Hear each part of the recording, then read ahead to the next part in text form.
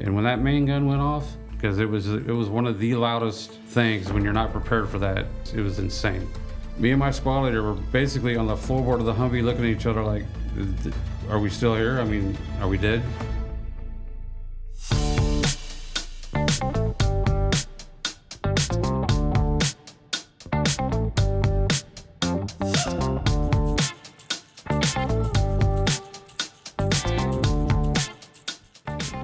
Welcome to the Good Company Podcast. We thank you for joining us today. I want you to remember you are always in good company when you join us. You know, we believe here in Paulding County that some of the greatest stories, they are from the folks that live right here amongst us. And each week or each time that you tune in to the Good Company Podcast, you know, we like to say this is where conversation meets community. Each episode, we're going to meet people that are behind the scenes. They're the difference makers, the change makers.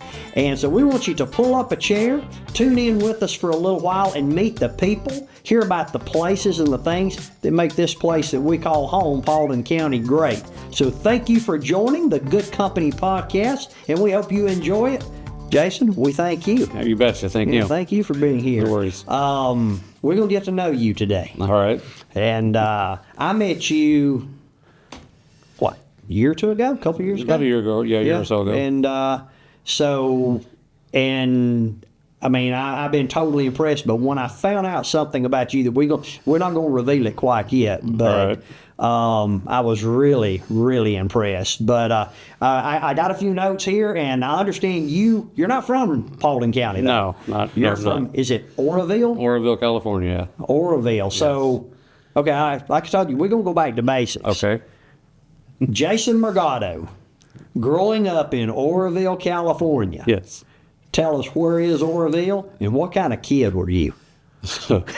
Oreville it's a northern California town. It's Oreville, Ore meaning gold, meaning town. It was a gold town back in the gold rush. It's in the foothills of the Sierra Nevadas, kind of pretty much about 2 hours from Oregon, about 2 hours from the Pacific Ocean, and about 2 hours from Reno, Nevada, kind of right there in the valley. Oh, wow. Okay. Yeah, it's about, if you're looking at the map, maybe 5 hours north of San Francisco. 5 hours. Yeah, it's up there. Yeah, everybody thinks when they talk about California, correct, L.A. or San Francisco, correct. That's all they think about. Like I say I'm from California. Everybody, oh, you're from California. No, I'm from the mountains. Okay. I'm from the Redwoods, Mountains, Valley. It snows there sometimes. So, what was life like as a kid?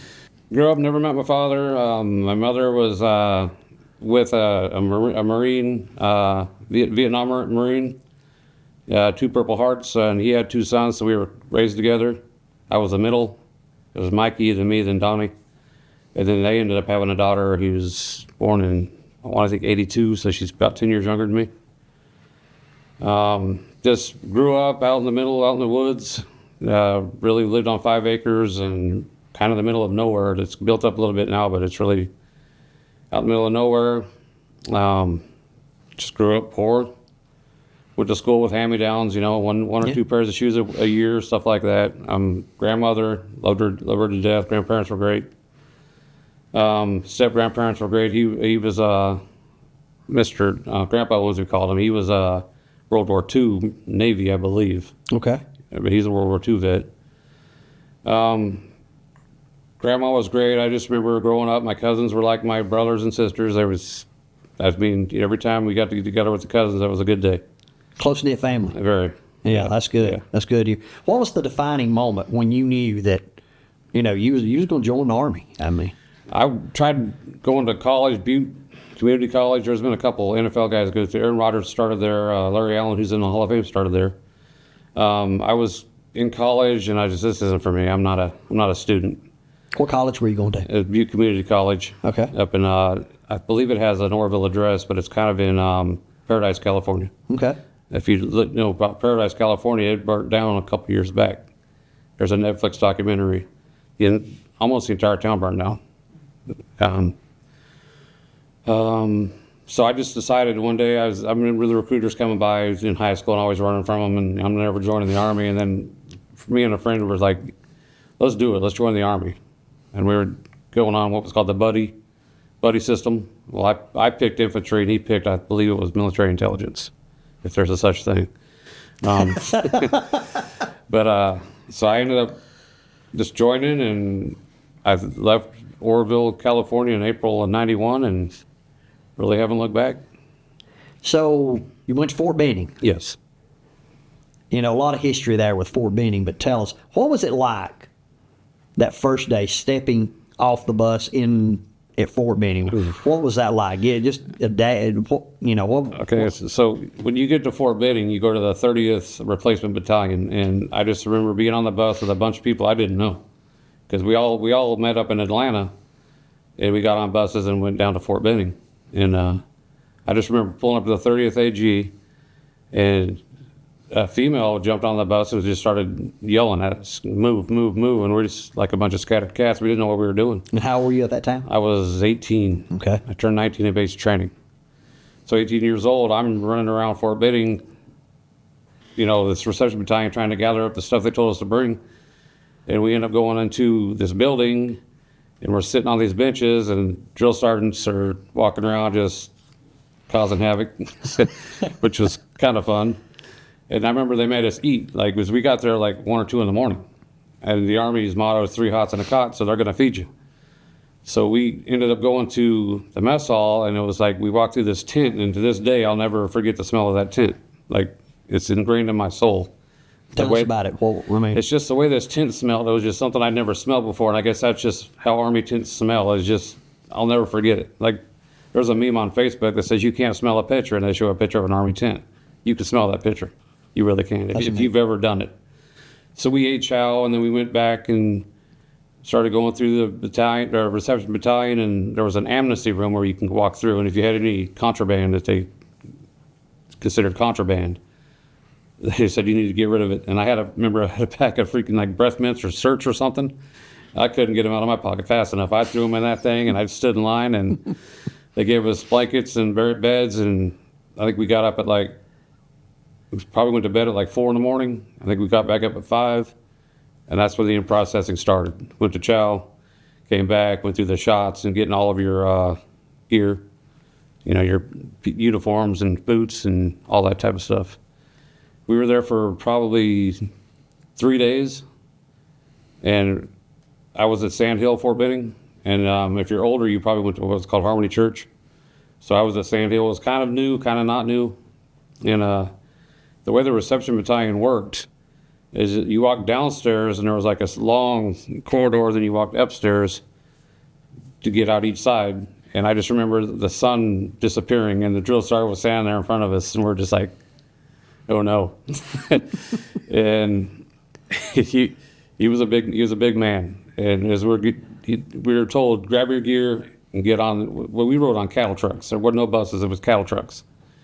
I remember us all trying to get on the cattle truck, and somebody messed up and touched Drill Sergeant Peacock at the time, and that wasn't good. So then I just knew to kind of go around, and we drove maybe a mile or two to, I went to 4th Battalion, 36th Infantry, Fort Benning, Georgia. I was Alpha Company, and we were told, get off the bus, get your stuff, and get in line, and don't say a word. Perfect. I could do that. a lot of lessons learned just by observing. Correct. Yeah, so. And then my senior drill sergeant at the time he was at a school, an Army school, so he wasn't there. But he ended up coming in about a quarter way through the cycle, and that's when Drill Sergeant Peacock left. And I made the mistake one time of calling him Peacock instead of Drill Sergeant Peacock, and that was a mistake. I flutter kicked all night for that one.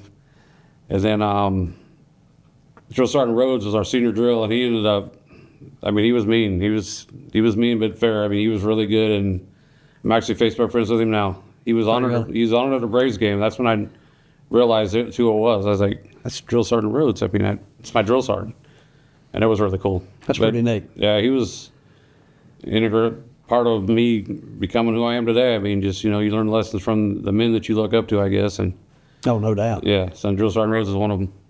So you get out of basic training, and I know some of the operations you told me about, you actually worked Hurricane Andrew. Yes. Tell us about that. What was Well, that? after basic, I went with what's called a cohort unit, like most of us that went to basic training together all went up to the same unit up at Fort Drum, New York. We went to the 2nd Battalion, 14th Infantry. And then my MOS was 11 Hotel / Bravo. So I was put in a separate company called Echo 87. It was all the 11 hotels within the battalion. Well, when they broke up, we went back into our mother battalions, and I was 214 Infantry. And my first deployment was Hurricane Andrew. After Hurricane Andrew swept through Florida, actually the mission when we started was to go down to stop the looting.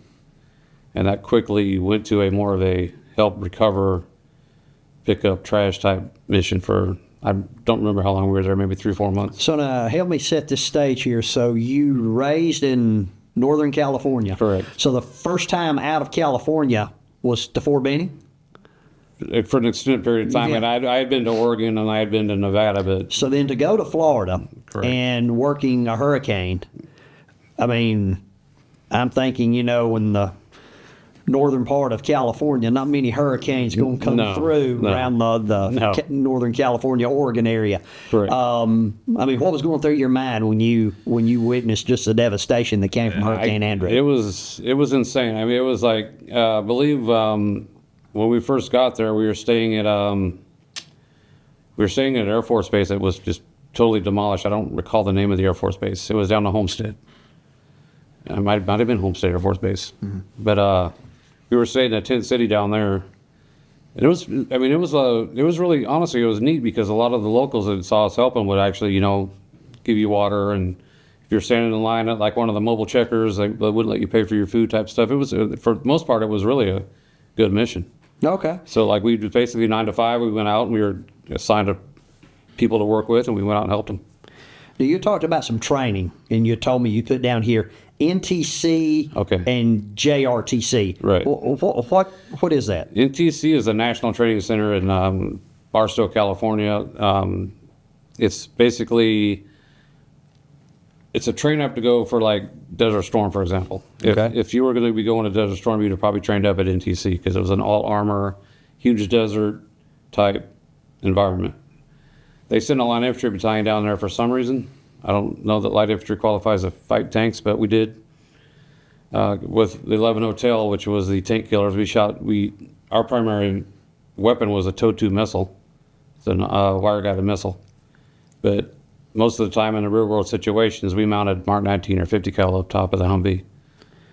And I'm just thinking now, U.S. military, these training exercises, pretty realistic. Absolutely. Absolutely. Training with, and I'll do JRTC real quick, and then I will explain to you how we trained a bit for drum. JRTC is more of I don't want to say it's more of a foresty area, urban warfare type mission. Mm-hmm. You always did your defense, react fire, indirect fire, stuff like that.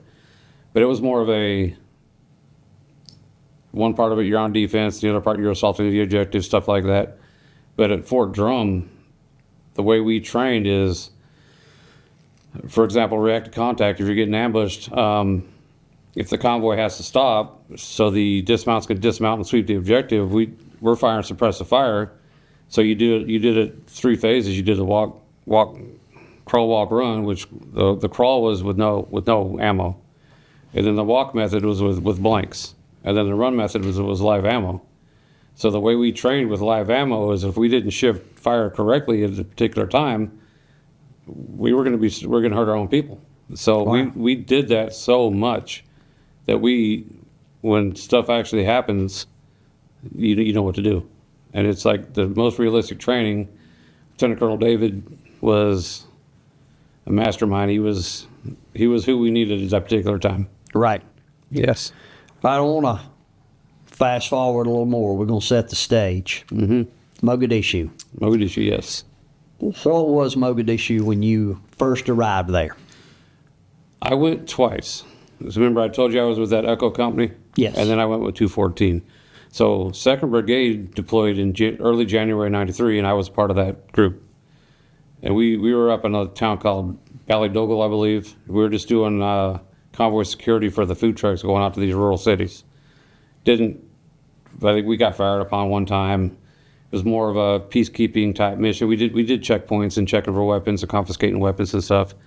And then I came back in March of '93. Ended up getting married, having a son, and redeploying in late June of '93 through December of '93. So when we got there in June, we'd already been there. My platoon had already been there. So our battalion, company first sergeant is like, we need you guys here because you guys know where we're at. Okay. So we stayed at the university compound in downtown Mogadishu, which is connected to the embassy. And there were like coalition forces all around. Like we slept in a building here, and then you had the Swedish hospital behind us. And you had Palestine or Turkish army right next to us. So it was a big coalition. So that was more convoy security / eliminate the threat, if that was the case. When October 3rd and 4th happened, which was Operation Gothic Serpent, they were going to get ID'd henchmen out of the Olympic Hotel. We were on what was called QRF, Quick Reaction Force, with AT Platoon, HHC 214, AT Platoon, and Charlie Company 214 Infantry. That's who we were assigned to. So when they left the gates, we left the gates with them. And most of the time it was, every time it was AT Platoon leading the way and pulling front and rear security. And them October dates, 3rd and 4th. Yes. That's what was going to become known as blackhawkdown. Correct, sir, yes. At what moment did you realize things had turned and it had become deadly at that point? Rolling out of the gate, we took a route that was going to take us through what was called K4 Circle, which was a forbidden zone for us. We weren't supposed to go through K4 Circle. And when we hit K4 Circle, we immediately started taking fire all the way up this road. I want to think it was like 30 October Road or something like that. And we ended up just instantly taking fire. And so as we drove through considering now we got two, we called them fastback Humvees, if you want to call them that, the slope rear.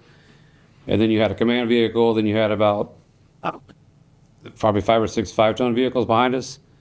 And then you had our two other gun trucks behind pulling rear security. So as we drove up that road, we instantly started taking fire. And we got to a point where we can kind of rally around like a rally point, and we're all pulling security.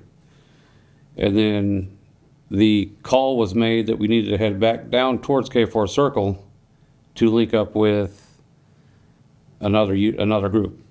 And we're just like, we just drove through that. That's kind of like, I'm going to say it's a suicide mission, but it's like... So you're turning to go back through... Correct. Where you've been taking fire... Correct. The whole time. Correct.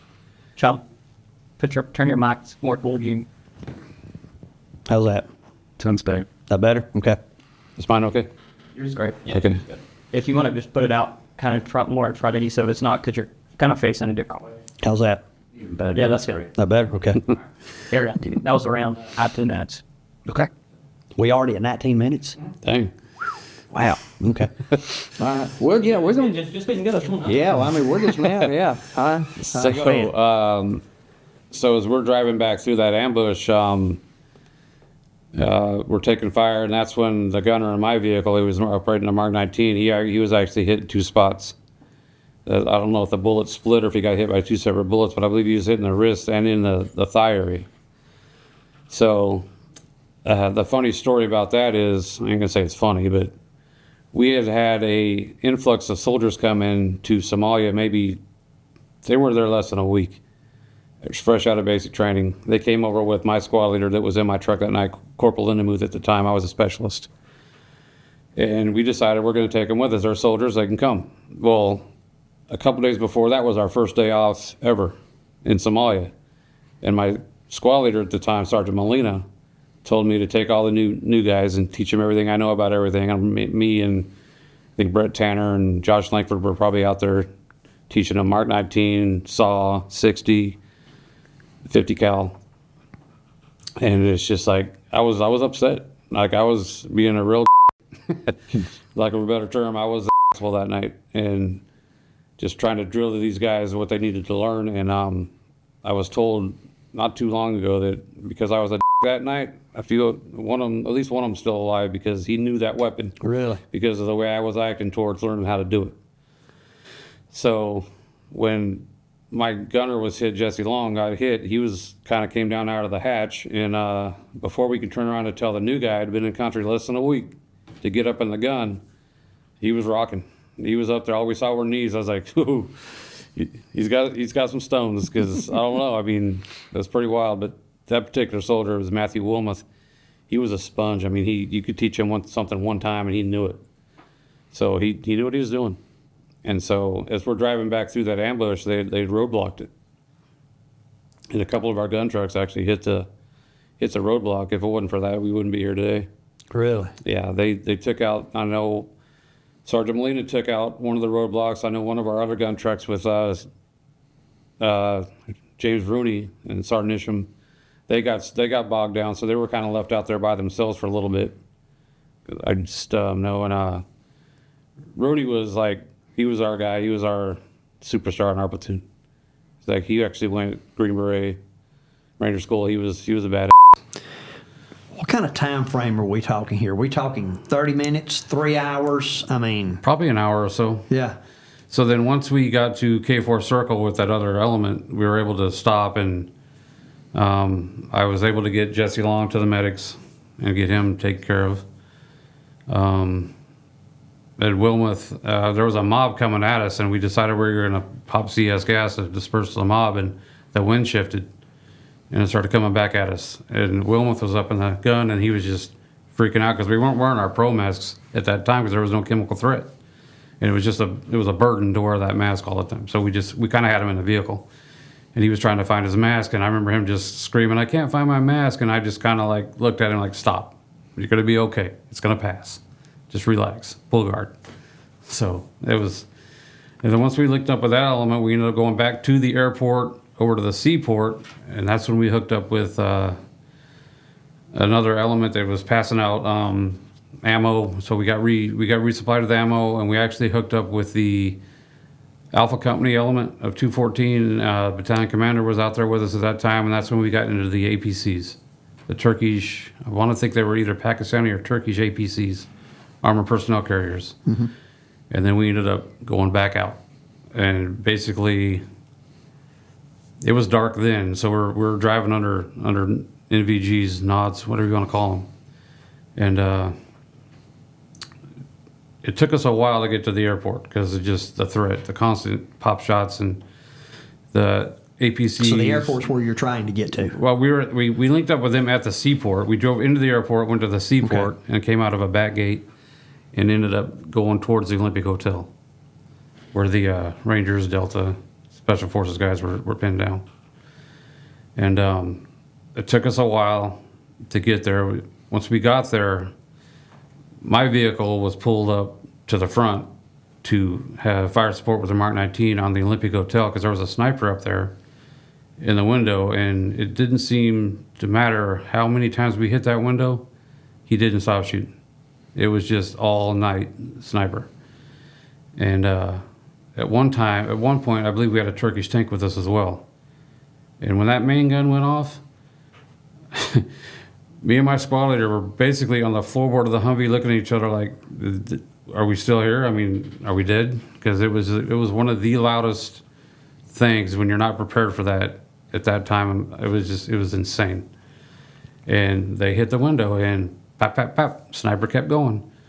And so we were there for all night, pretty much all night. Wow. And I just remember seeing some of the Delta guys and maybe some of the Special Forces guys were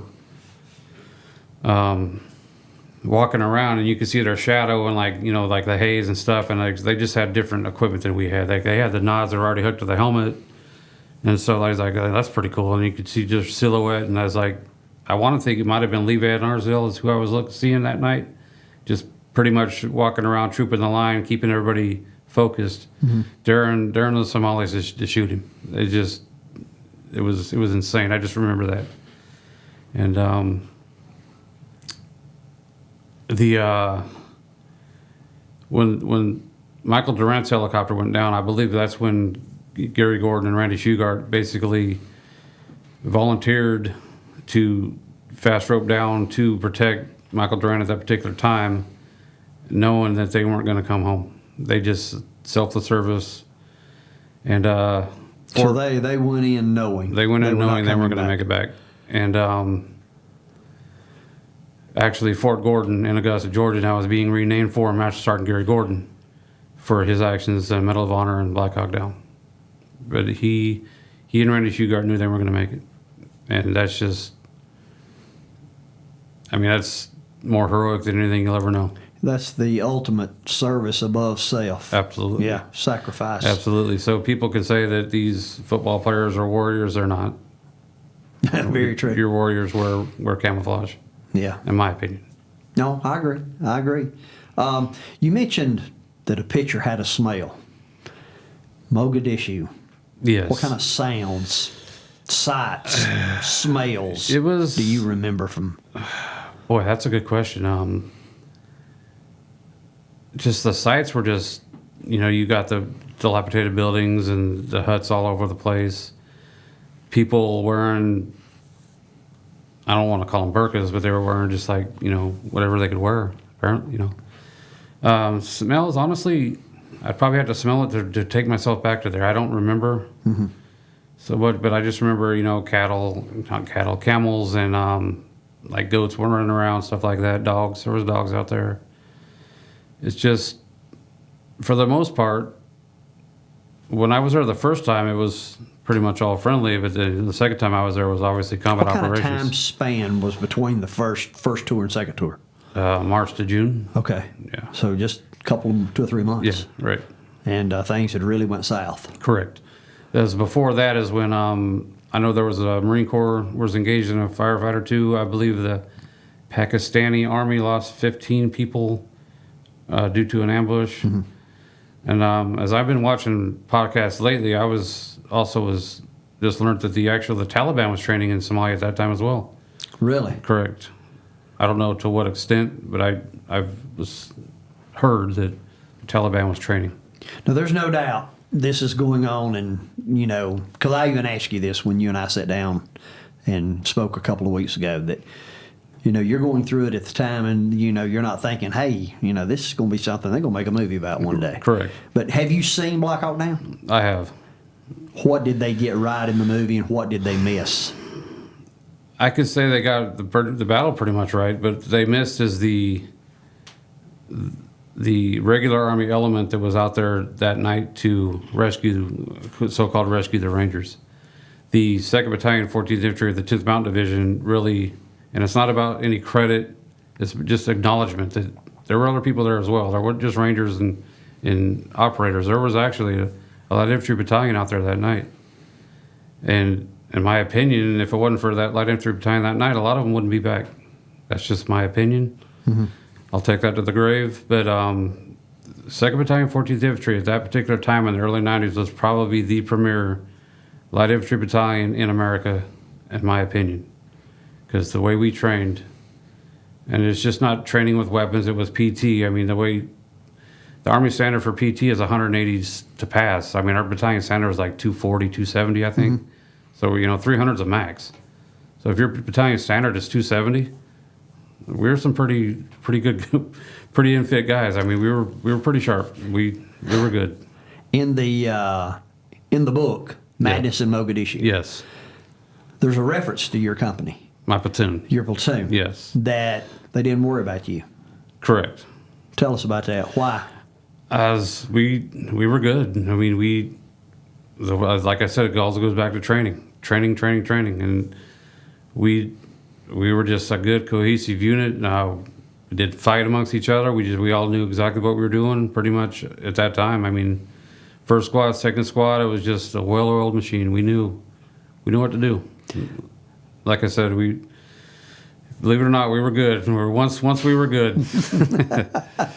Was there ever a time that that it crossed your mind while you're going through this that I'm not getting out of here, I'm not going back home? I think that's probably, yeah, I'm sure it did. I mean, you think about I don't know how many people were out there. Let's say 2 companies of infantry and all of the Rangers, and there might have been 400 of us out there that night, maybe against an entire city. So yeah, I mean, sure, it creeps in your mind, but How you stay focused in that? you go back to training. Train. How did you train? Did you train to fight? Because you were how old at this time? 21. You were 21 years old. Yes. And you're not sitting in a theater, Jason, watching this. I mean, you're living this at the time. Correct. And was it registering in your mind at that time? I mean, I'm just thinking that, you got to focus on you staying alive, keeping the men around you Correct. alive. Correct. I mean, but all of this going on in 21 years old. Yes. That just goes back to like our second squad of AT platoon. Sergeant Molina was our squad leader, and he was something else. He was, I'm trying to think of the word. He was very exact on how you needed to act, and that rubbed people the wrong way. And some people hated him. Heck, sometimes I hated him. But he was a sergeant, and I was lower rank. But when the bullets started flying, there was no better person on this planet at that particular time that could lead us where we needed to go. It was just, he was that good. And Sergeant Isham was the first squad leader, and he was the same way. We had great leadership. Now, Gordon that went in. Correct. Him and the other. Randy Shugart. When Gordon and Shugart went in, I mean, like you said, they knew they wasn't coming back. I take it, anyone that was there, you knew that they were not coming back. Well, I didn't know that until after the fact. That was when I think when that happened, we might have been taking our initial trip up, past through K4 Circle. Yeah. So when that was all going down, I didn't know that until after the fact. Yeah. What okay, the Battle of Blackhawkdown, it's over now. You've made it out, but go ahead. Well, one thing is that after kind of daylight broke is when the whole Mogadishu Mile was created. Basically, there wasn't enough room on all the vehicles for everybody to get, because we ended up going to Pakistani Stadium. They had a little base at the Pakistani Stadium. So as we were driving back, some of the guys had to use our vehicles for cover. And that's what involved ultimately becoming the Mogadishu Mile. So because some of them had to run out of back to Pakistani Stadium. And I just remember getting to the Pakistani Stadium, and they gave us tea. And I don't know if it was like proper English tea or what it was, but to this day I remember that taste. It's just like, wow. I mean, it was hot, and it was hot tea, but something about it was like, that was the best tea you'll ever drink. It was pretty wild. Well, no doubt. It could have been a lot. Anything would have tasted good. Absolutely. At that moment. What kind of emotional toll? I mean, after the Mogadishu Mile, what's the emotional toll on? Basically coming home, and you're probably distant from, your family.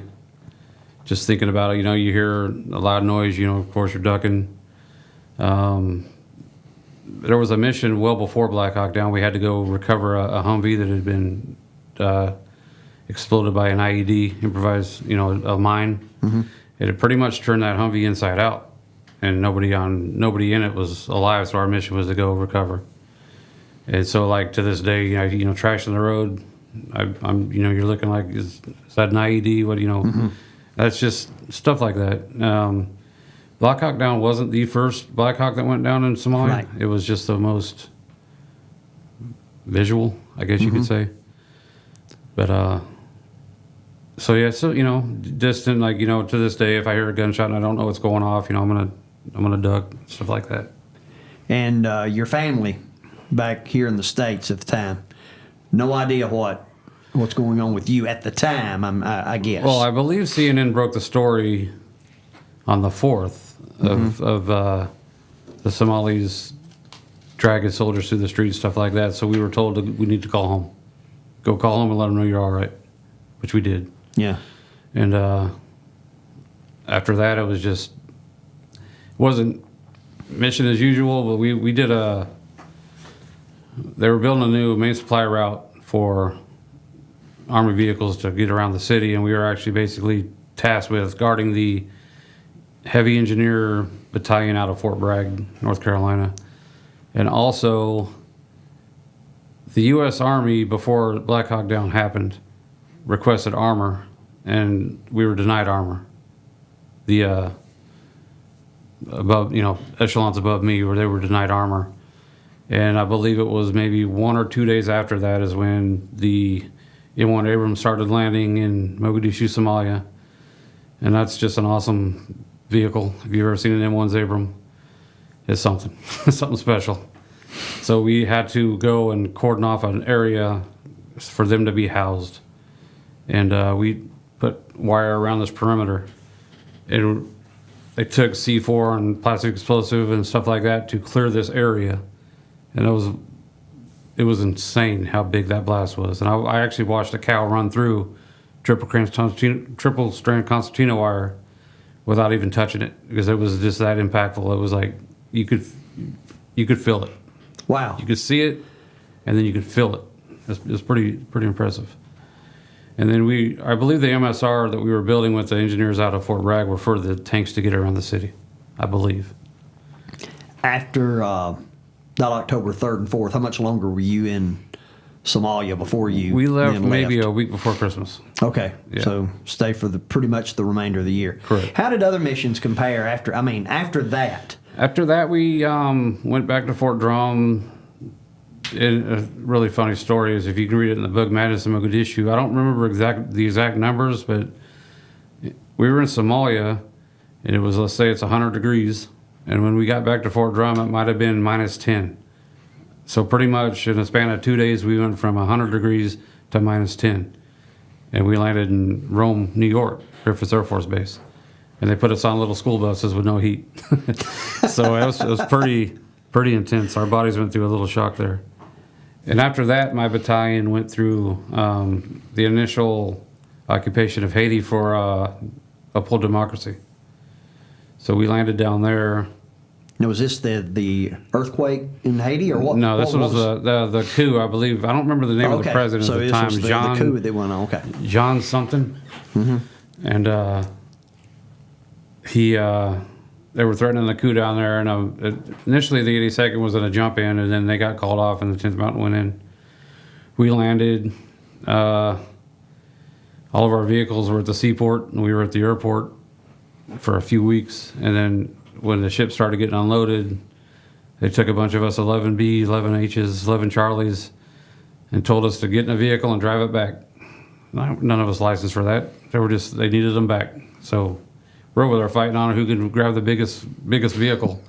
Driving forklifts through the downtown Port-au-Prince. It was pretty fun. And You spent some time in Korea also. Yeah, 2.5 years in Korea. Yeah. I was up at I was at Camp Casey. Camp Casey has a bunch of little camps around there. I was at Camp Nimble, and right outside of Camp Casey. Now, what were you doing in Korea? Basically, when you go to Korea, you go it depends on your rank and your status. So you can go unaccompanied 1 year, which is what I did. And I was assigned to the 2nd Infantry Battalion, 2nd Infantry Division, 702nd Main Support Battalion, because I had a separation of service. 96 I got out, and then I rejoined in 96 because civilian life wasn't for me either. So I rejoined, went and got a different job within the Army. I stopped being infantry, and I ended up going to support. And that was a mistake, but it is what it is. And Korea was just basically, that's your duty station. That's your 9-to-5 job. Oh, okay. And it's just in case North Korea got crazy. We were there to stop the threat if that was the case.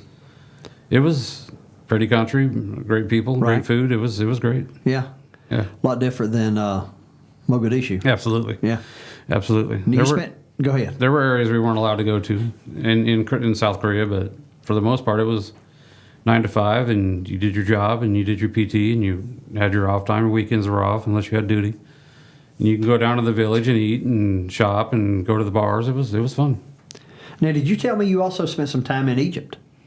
Just Operation Bright Star. I Okay. couldn't remember the year, but yeah, we were in Alexandria, Egypt, which was north of Cairo. I think there's only really 2 cities in Egypt. Is there Cairo and Alexandria? Maybe. Okay. So we were up on the Mediterranean Sea, up in Alexandria. But a soldier of mine needed to see a psychiatrist in Cairo, and the Air Force was the only one that had him down in Cairo. So I'm going to tell on myself here. We talked the cabbie that they put us in to taking us to go see the pyramids, and we ended up at some shop. It was like a local shop, and there was a local businessman telling us the history of the papyrus papers, how it grows in a pyramid shape. The papyrus papers that they write the hieroglyphics on. Really? Yes. And so I'm thinking to myself, if we don't buy something, we're not going to make it out of the store. So we ended up each getting a hieroglyphic, and we left, and they took us to the base of the pyramids, and I think this is kind of neat, but Cairo was probably one of the dirtiest cities I've ever been in my entire life. And once we got to the base of the pyramids, it was kind of like people were jumping on the cab with weapons, and we're unarmed. I mean, we're over there on a peacetime mission. Mm-hmm.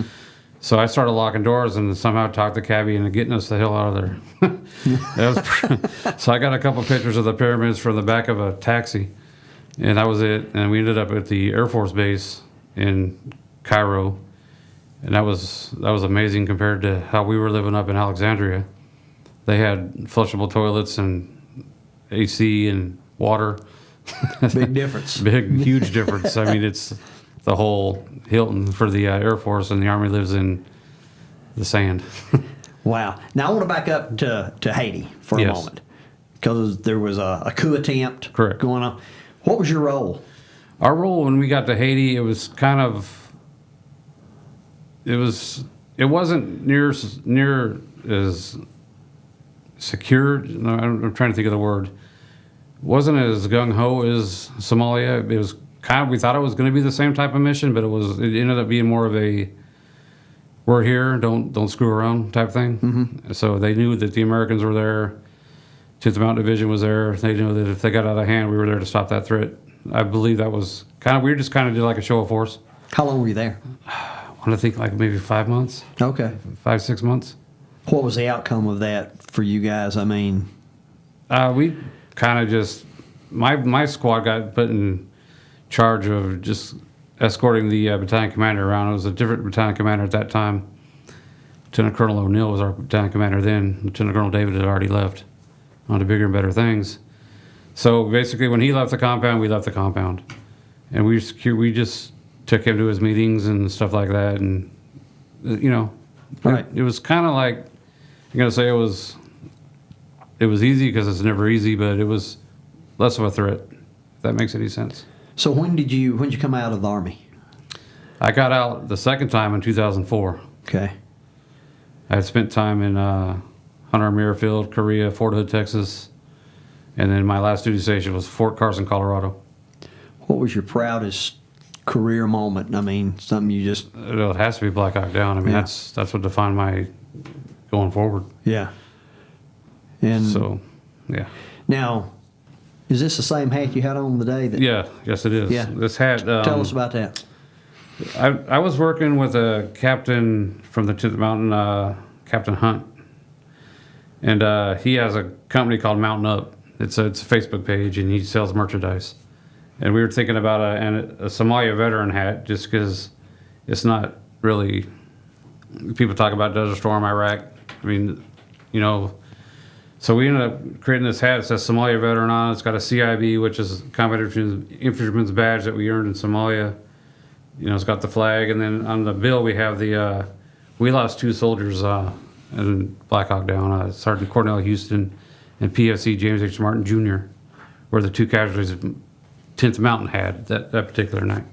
Yeah, so we had this hat made as a tribute to them and stuff like that. Yeah, I know when you showed me that. Yeah. First thing I did, I went home and told my wife about that. I was really impressed with that. So you come out.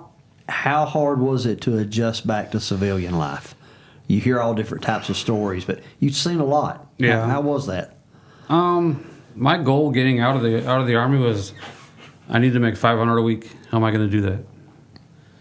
And when I got out in Colorado, and my mother-in-law at the time was buying a house here with an in-law suite, so we took the upstairs, she had the downstairs. And my goal, that's how you got to Georgia. Correct.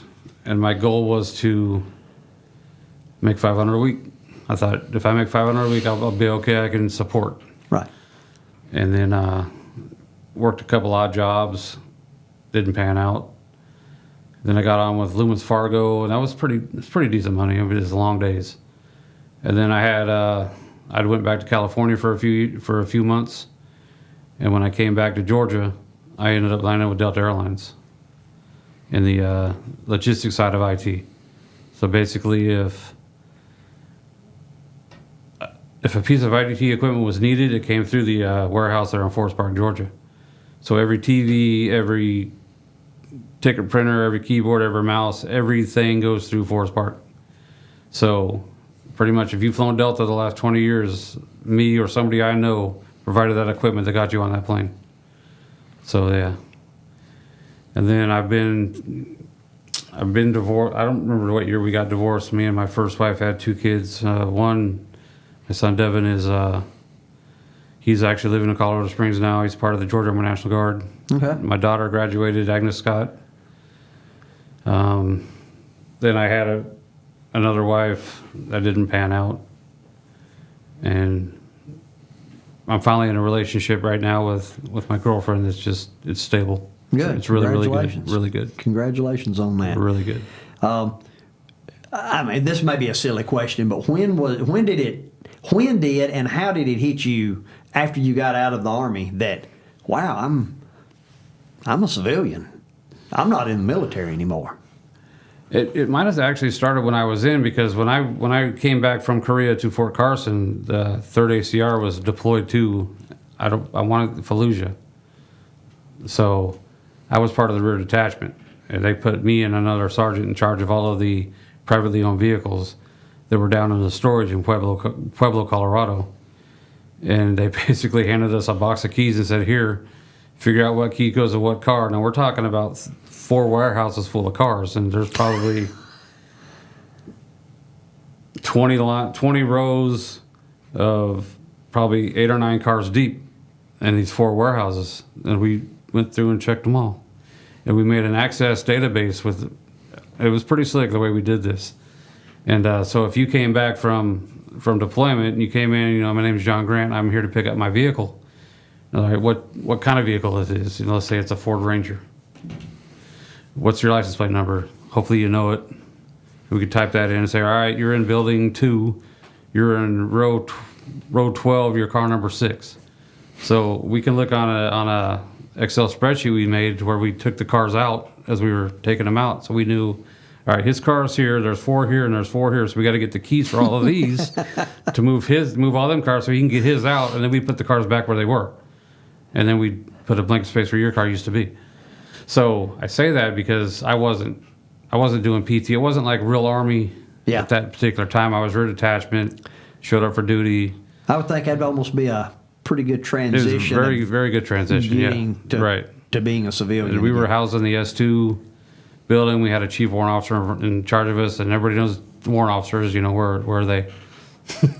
Where's the chief warrant officer at? Nobody knows. I just got a question, and this, I guess, is even, you can answer it to me, because, I've never served, Right. but, man, my heart goes out to anyone who's ever wore the uniform, and I mean that. Correct. And just a special place in my heart for you guys. But Appreciate it. what do you think that civilians just misunderstand about veterans? Ooh, probably our humor. Because a lot of it's dark. Because we've seen some things.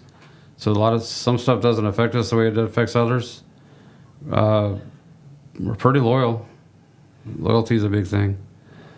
Some of us that I hang out with at the American Legion here in Dallas, we're kind of, I'm going to say we're unhinged, but we just know that we're here. And there was a particular time in our life when we could not have been here.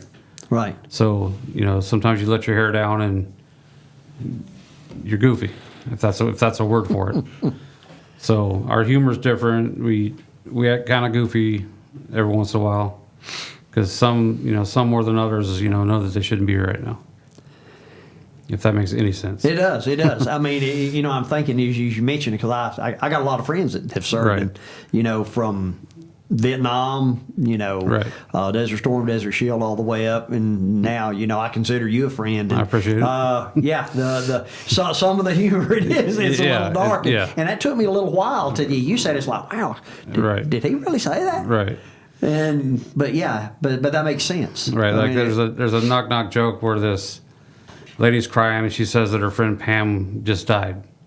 And she tells her husband, cheer me up. And he says, knock, knock. And she says, who's there? Not Pam. So that's kind of our humor. It's a little dark. That's that's it. That's what I'm talking about. I mean, next question. Maybe I would think it would be tough, but I just got to ask. If you could have one conversation with one of the guys that didn't make it, if you could have that conversation with them, what would you say? I'd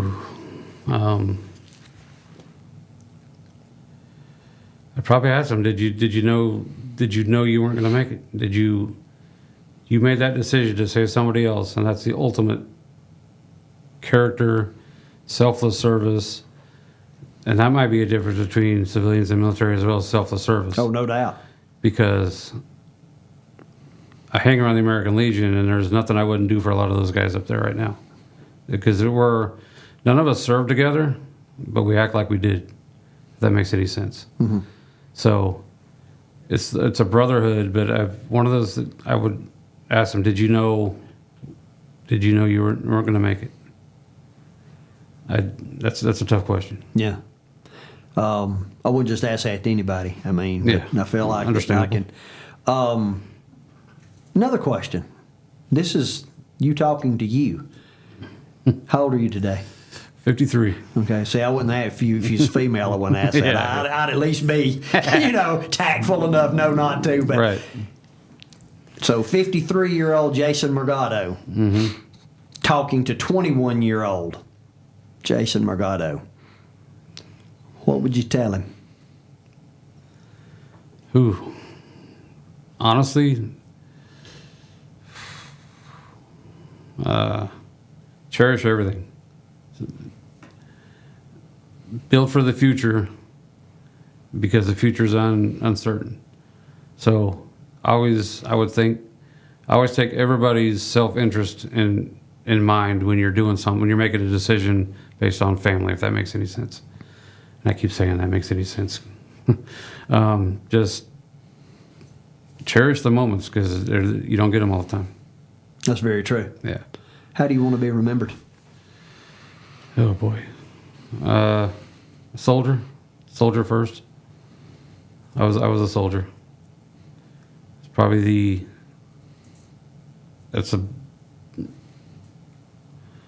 might be the reason why I'm here. I'm always a soldier. I mean, if something happens tomorrow, let's go. Let's make it happen. Just give me a direction and a distance and let me go. Because it never leaves you. And you can ask any one of the guys at the American Legion, it doesn't leave you. The want to serve and be around that, it's about the camaraderie and the brothers that you know. Like, I've found pretty much all of my guys that I was in Somalia with through Facebook and certain internets, and we keep in touch now. So, which is huge. Yeah, no doubt. I just was in Nebraska about a month or so ago. Mm-hmm. It was right around July 4th with Brian Campos. I hadn't seen him since probably '96, and it was just like we were joking around. We were like we never left. So that connection is lifelong. Yeah, absolutely, lifelong connection. Correct. Yeah. I was down in Florida before that with Brett Tanner. He was one of the other drivers that night, and he's a brother. That's good. I like hearing that. Yeah. Thank you for your service. Appreciate it. Thank you. Thank you for taking time to come today, tell your story. No problem. And I just, You got my respect, always. I appreciate always. it. And I do appreciate you taking the time to spend with me and with our audience. And I know that, I know they're going to love it when this airs. So All right. thank you very much. I appreciate it. it. Folks, I don't know how you feel. You got something else to say? I do want to say You one go more right thing. ahead. If you're a veteran in Paulding County, I mean, the American Legion is there for you. If you need to vent, see what you qualify for. American Legion in off of Scoggins Road is the only veterans organization Post in 111, Paulding County. right? Post 111. Yep. Is the only veterans organization in Paulding County. So if you're a veteran out there and you're not a member, think about it. It's the brotherhood. I'll even extend that invitation that if you need to get in touch with Jason or someone at Post 111, if you just let me know, comment,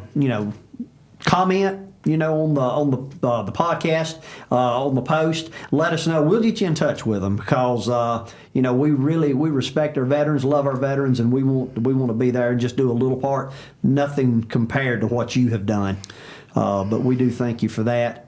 We thank you for joining us today. Hope that you'll tune in next time. And want you to always remember, you are always in good company when you join us at the Good Company Podcast. Thank you.